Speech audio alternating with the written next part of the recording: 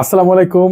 আমি রাকিব। আমি ট্রাভেল নিয়ে কথা বলি। আজকে আমি কথা বলবো অ্যাকচুয়ালি কথা বলার সাথে, সাথে আমি আপনাদেরকে দেখানোর চেষ্টা করব কানাডিয়ান ভিসা যখন আপনি ফিল আপ করবেন বা যখন অ্যাপ্লিকেশন করবেন সেই ফর্মগুলো কিভাবে ফিল আপ করতে হয় এবং কিভাবে কানাডিয়ান অ্যাপ্লিকেশনটা একদম লাস্ট পর্যন্ত যাবেন। কানাডিয়ান ভিসার জন্য টোটাল 3টা ফর্ম ফিল আপ করতে হয়। তো আমি এই ভিডিওতে দেখাবো। চলুন চলে যাই আমাদের স্ক্রিনে।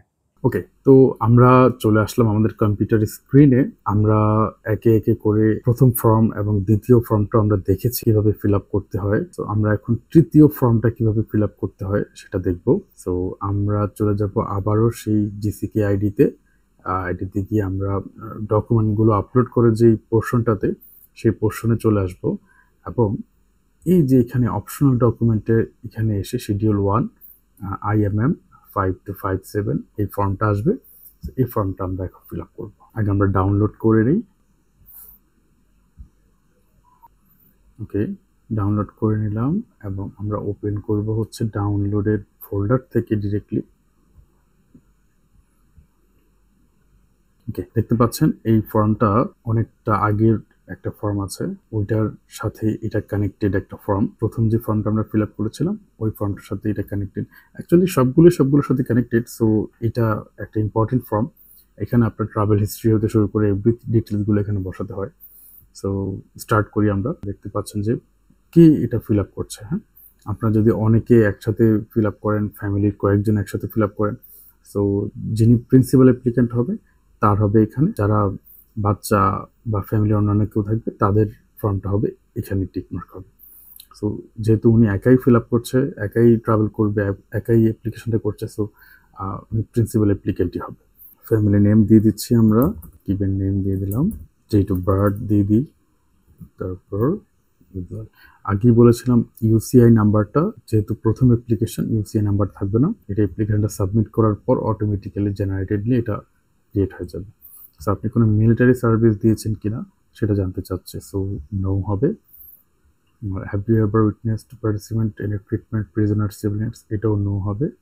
যদি কেউ দিয়ে থাকে তাহলে ইয়েস দিবেন। সাধারণত এই জিনিসগুলো খুবই কম হয়। আপনি কোনো অ্যাসোসিয়েশনের মেম্বার কিনা, কোনো অর্গানাইজেশনের মেম্বার কিনা, যদি মেম্বার হয়ে থাকেন সো এখানে এই ডিটেলসগুলো বসাবেন।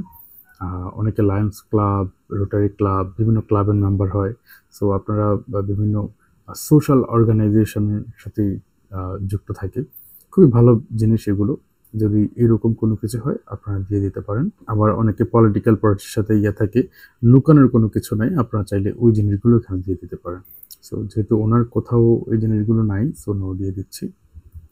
দেন হচ্ছে গভর্নমেন্ট পজিশন, কোনো গভর্নমেন্ট পজিশনে আপনার জব আছে কিনা, যেমন পুলিশ হতে পারে বা হসপিটাল অ্যাডমিনিস্ট্রেশনে, যে এখানে ডিটেলসগুলো দেওয়া আছে। সো যদি হয়ে থাকে আপনি ইয়েস দিবেন, আর নো হলে নো। দেখুন নো দেওয়ার সাথে সাথে নিচের পয়েন্টটা অটোমেটিক্যালি ডিসেবল হয়ে যাচ্ছে। আবার ইয়েস দিয়ে দেখুন, আবার চলে আসবে। সো নো দিলে অটোমেটিক্যালি ডিসেবল হয়ে যাবে। ওকে, সো এখানে প্রিভিয়াস ট্রাভেল, আপনার প্রিভিয়াস ট্রাভেল আছে কিনা।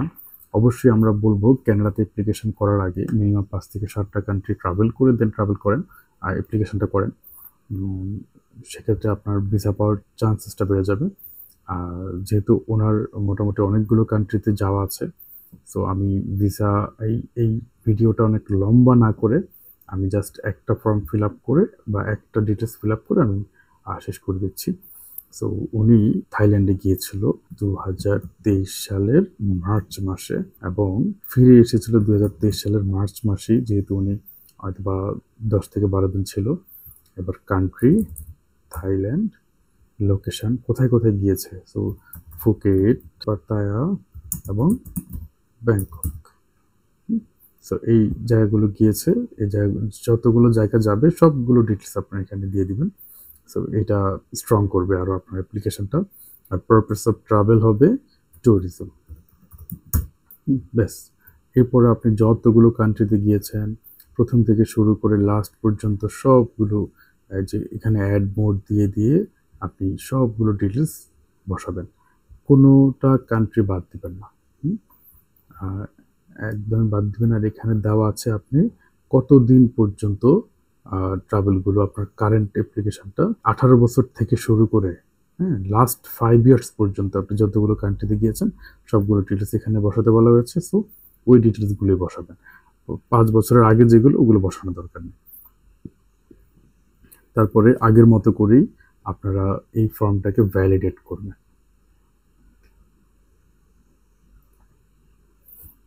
এই যে আপনারা চাইলে যদি কোনো ভুল হয় বা কোনো কিছু হয় বা একদম নতুন করে করতে চাচ্ছেন তাহলে ক্লিয়ার করে দিবেন। আর যদি এটাকে কনফার্ম করে যান তাহলে ভ্যালিডেট করে দিবেন, এবং ভ্যালিডেট করলে এটা কনফার্ম হয়ে যাবে। আর যদি আপনাদের কোনো ভুল কোনো কিছু হয় আপনাকে অবশ্যই দেখাবে কোথায় ভুল হয়েছে। তো আমি এখানে ইয়েস নো কোনো কিছু সিলেক্ট করছিলাম না, এই জন্য আমাকে দেখাচ্ছিল। আবার ভ্যালিডেট করি, দেখুন ভ্যালিডেশন কমপ্লিটেড সাকসেসফুলি। আপনার এটা অটোমেটিক্যালি কানেক্ট হয়ে গেছে আগের সেই ফর্মটার সাথে। এখন এই ফর্মটা ফিল আপ করা কমপ্লিট। আপনি এই ফর্মটাকে ঠিক আগের মতো করে এই পয়েন্টটাতে এসে আপলোড করে দেবেন, তাহলে আপনার অ্যাপ্লিকেশনটা ফর্মগুলো সব ডান হয়ে যাবে। দেন আদার্স যেগুলো যেখানে যা যা চেয়েছে আপনি আপনার সবগুলো ডকুমেন্ট আপলোড করে দেন আপনারা কনফার্ম করে দিবেন।